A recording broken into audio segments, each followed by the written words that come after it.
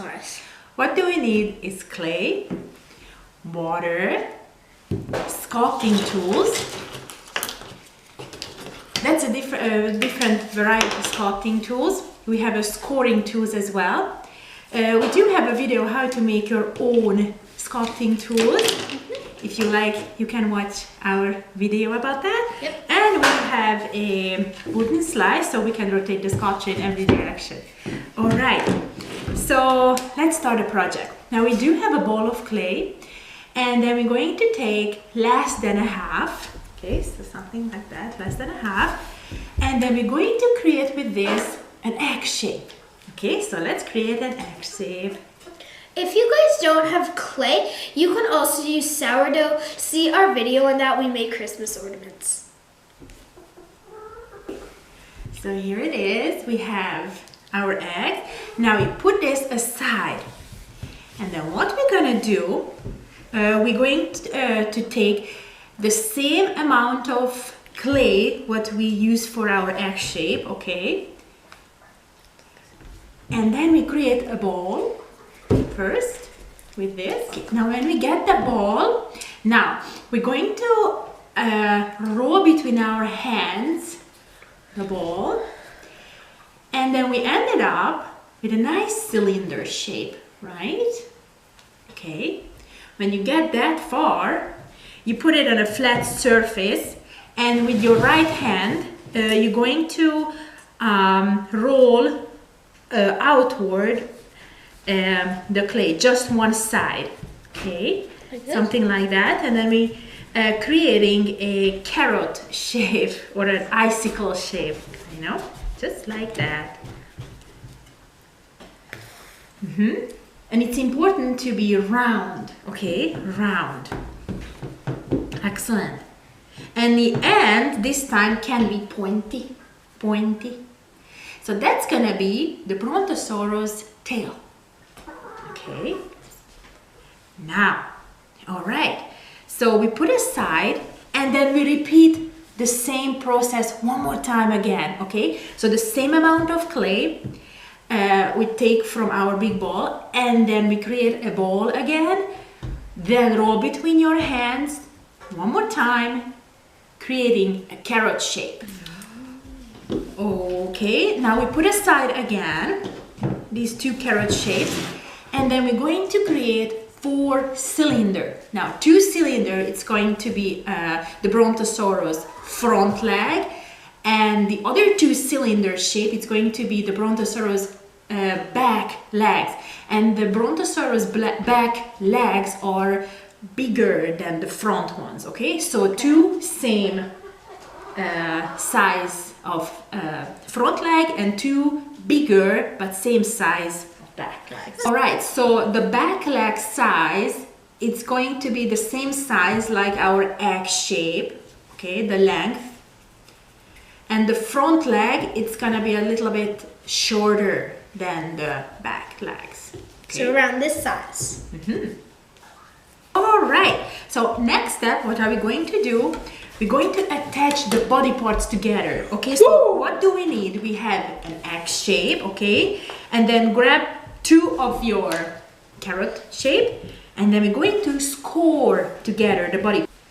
So once my neck attached to the body, I'm going to score the back side of the Brontosaurus body, and then I'm going to attach with the tail as well.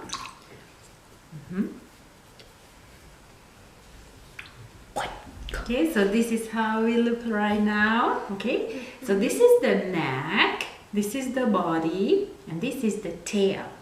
Now we're going to attach the legs. Okay, so we start from the back legs, okay, and we're going to attach to the side of the dinosaurs, just right beside the tail. Okay, Remember to score. Okay. Yes, we have to score the sculpture.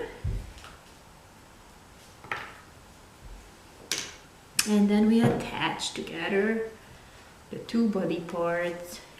Fantastic. Okay, and then we're going to repeat the other side too. the back legs. We're going to attach to the body, the opposite side. Beautiful, Emma. Oh, gorgeous children, beautiful. And then when we finish with the back legs, we're going to attach the front legs too. And just like what we did with our elephant project, you can use your pointy finger and your thumb, and then you're creating a foot.